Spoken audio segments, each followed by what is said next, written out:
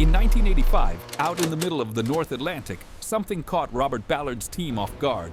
Officially, the mission was to test deep-sea technology. Unofficially, everyone aboard was hunting for the Titanic, missing since 1912. Before we descend together nearly 13,000 feet, like the video, subscribe, and stay with us through every step of this search.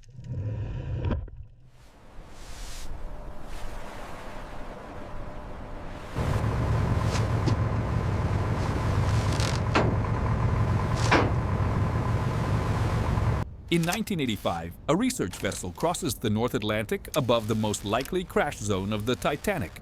On board, Robert Ballard leads oceanographers, engineers, and video technicians.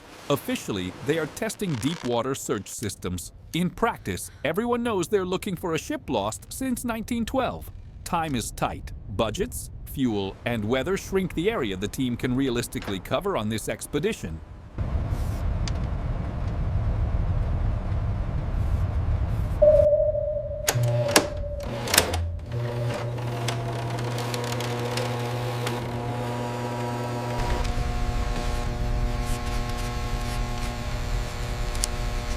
The heart of the mission is Argo, a towed vehicle running almost 13,000 feet down. It doesn't enter the wreck. It watches from a distance with cameras and powerful lights. Electric and data cables link Argo to the ship's lab, sending the seafloor back in near real time. Sensors and cable tension help the team calculate height above the bottom.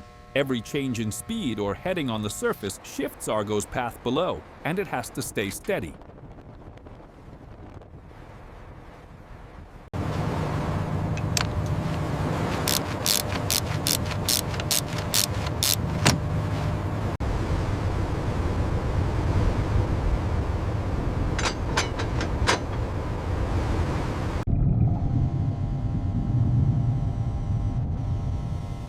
Titanic was built in Belfast at the dawn of the 20th century and sank in April 1912 after striking an iceberg in the North Atlantic. More than 1,500 people died, and the exact wreck site stayed uncertain for decades. Survivor accounts, radio signals, and current drift calculations pointed only to a rough area. In 1985, Ballard's mission tries to fuse that history with new technology capable of reaching the abyss.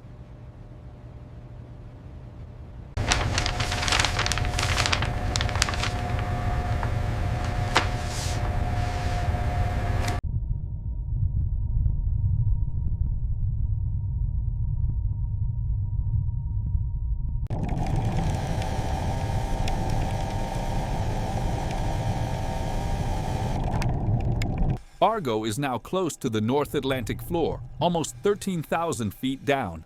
The first images show fine silt, soft ripples, and the occasional rock outcrop.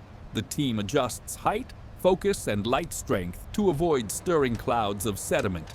On the surface, the ship moves slowly in straight lines so Argo can film a continuous strip of seafloor. For long minutes, nothing appears except a flat, uniform landscape.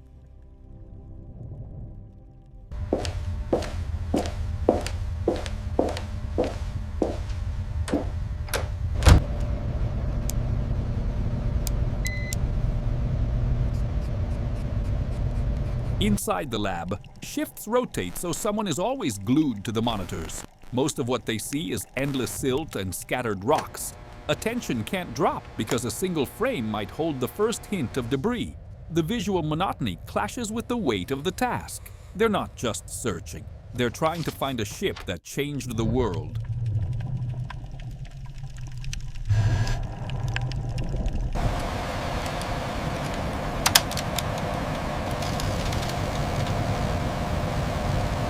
In missions like this, a small instability in the cable or electrical systems can shut everything down. Argo's video feed depends on one chain of connectors and fiber lines. A tension spike, a bad contact, or a sudden surface roll can add noise to the image or blank it out entirely. Before anyone can dream of wreckage, the vehicle has to stay under control, and every minute of footage has to be usable.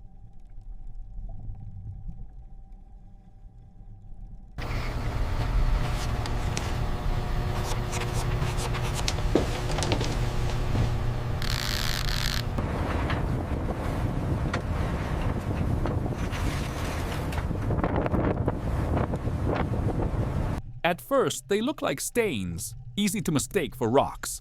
The team slows the ship slightly so Argo can capture more detail. Every object that breaks the silt pattern gets logged with time, coordinates, and depth. It's too early to say Titanic, but the researchers know the rule of the deep. Big wrecks usually announce themselves with a scattered field of smaller fragments first.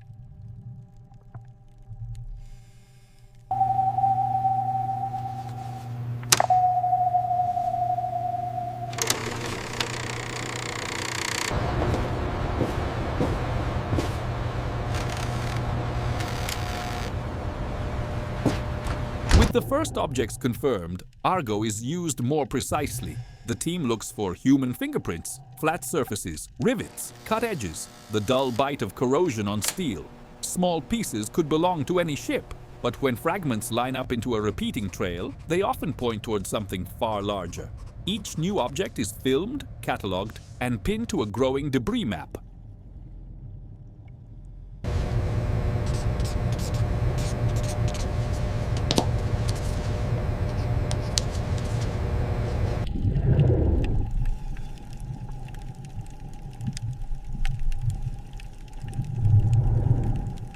As Argo moves forward, the fragments stop being isolated finds and start forming a pattern. The spread looks like a trail left by a massive structure breaking apart as it hit bottom. The team compares plate shapes to early 20th century steel ship construction. There's no final proof yet, but the odds of being in Titanic's debris field rise with every pass. Oh, that...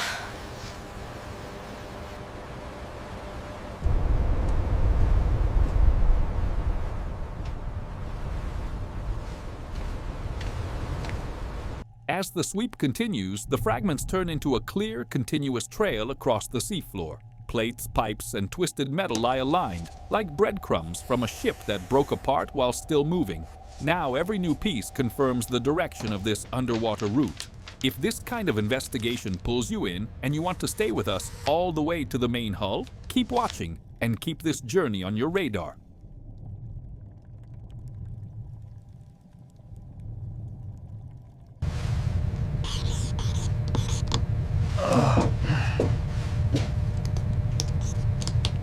With the debris trail locked in, the search strategy shifts. The ship abandons the original grid of parallel lines and begins following the directions suggested by the fragments. Route, depth, and speed are recalculated to keep Argo centered on the corridor of wreckage. The logic is simple. The closer they get to the main structure, the heavier and denser the debris should become. The mission moves from broad scanning to guided pursuit.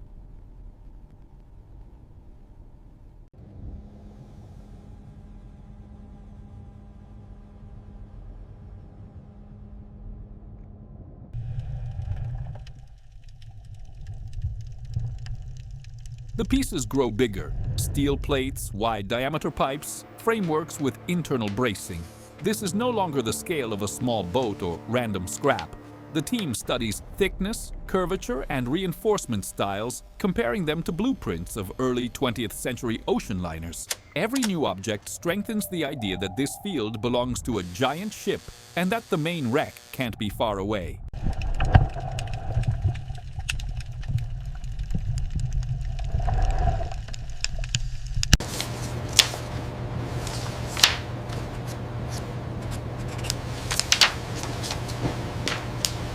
Each fragment is tied to a timestamp, depth, coordinates, and a reference image.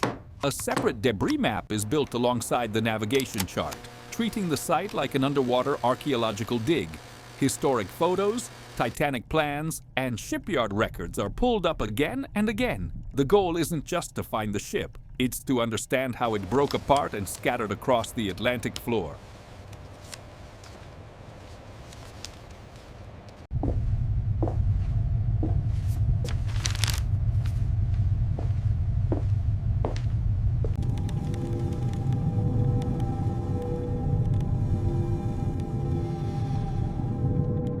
Instead of small plates and scatter, huge cylindrical structures emerge, half buried in sediment. Their shape echoes coal-fired ship boilers, with rows of openings and heavy reinforcement typical of early 20th century systems. The scale alone rules out smaller wrecks. For the team, seeing something this distinctive means they are closing in on one of the core zones of the disaster they've been chasing since day one.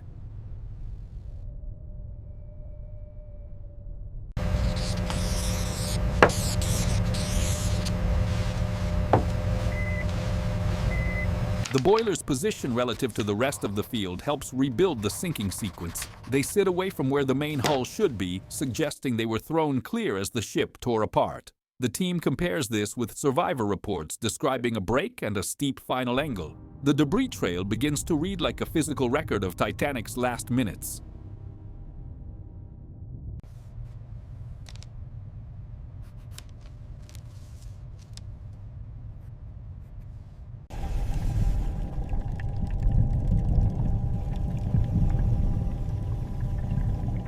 After mapping the debris field, the focus narrows to the likely hull location. The research ship runs shorter, slower passes, crossing the predicted zone again and again. Argo's height above the bottom is tightened to catch larger shapes that might be partly buried. From here on, any broad shadow in the deep could be the first real glimpse of Titanic.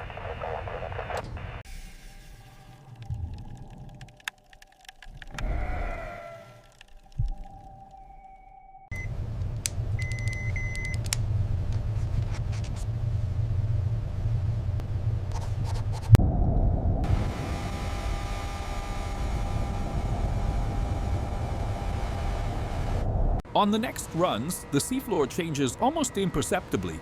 Between uniform silt and smaller debris, wide shadow zones appear where Argo's lights can't fully outline the terrain. Focus and light intensity are adjusted to separate natural ridges from man-made structure. On board, the feeling is unmistakable. Argo is brushing the edge of something far larger in the darkness.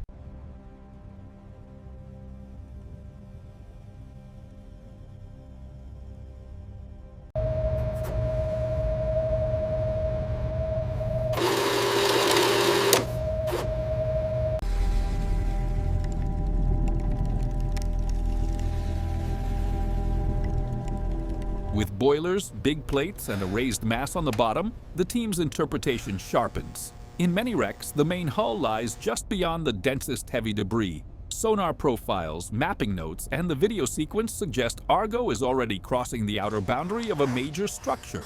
Statistically, the hull should be within a tight band ahead.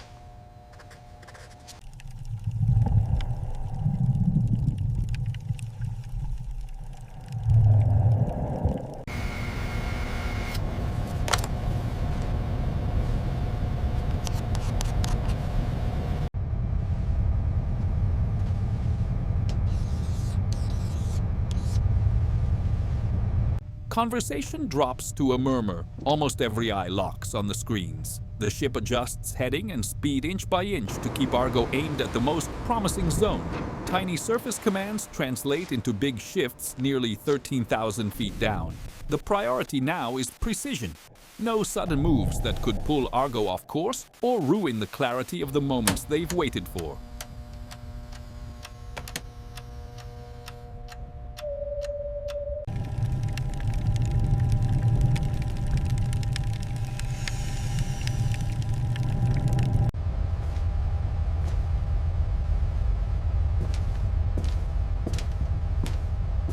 On the next passes, Argo stops seeing loose fragments and starts revealing massive structural blocks. Their scale and reinforcement patterns say this isn't secondary debris. These are major sections of the hull itself. The team reads them as parts that split from the larger body during the breakup. Every new frame intensifies the sense that Titanic is just ahead, partly exposed in the deep.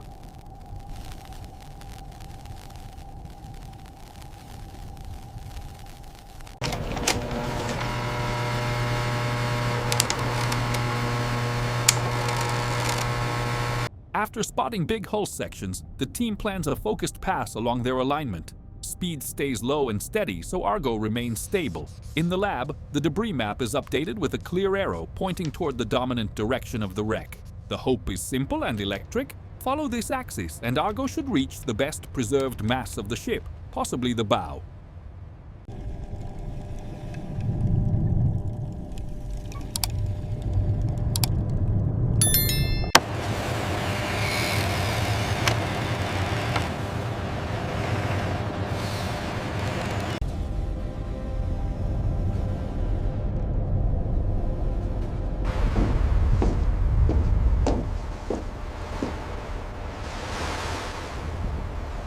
The structure sharpens, curved walls, rows of openings, segments that match the sweep of a hull. In places, the details line up with historic photos and Titanic's plans. They're still seeing it in pieces, not a full panorama, but the scale, the shape, the internal bracing. All of it says Argo has reached the boundary of the main wreck.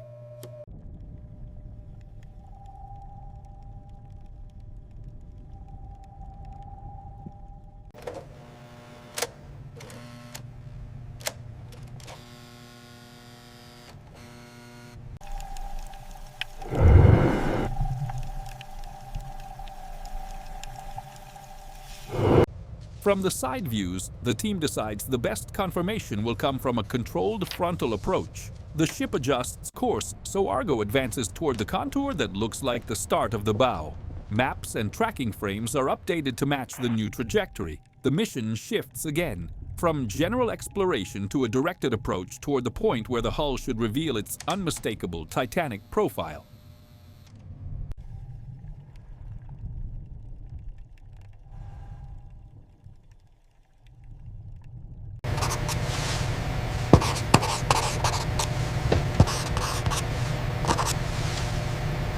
As Argo moves forward, a long outline separates from the seafloor. A section slopes into the sediment like the tip of a hull. The angle, proportion, and position within the debris field fit what they expect from Titanic's bow. Argo crawls at minimum speed, so no detail slips away. For the first time since 1912, the ship's silhouette returns, clear and undeniable, in the Atlantic abyss.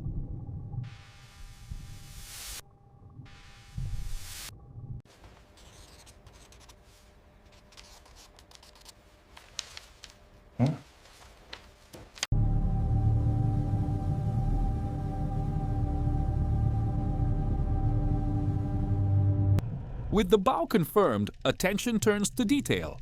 Argo films specific features one by one. The anchors, the railings, the yawning openings. The sheer size shows the true scale of what was lost in 1912. The team watches how the hull has driven into the sediment, revealing the angle of impact on the bottom. Today, this place is a silent preservation site, a steel graveyard shaped by time, pressure, and the cold patience of the ocean.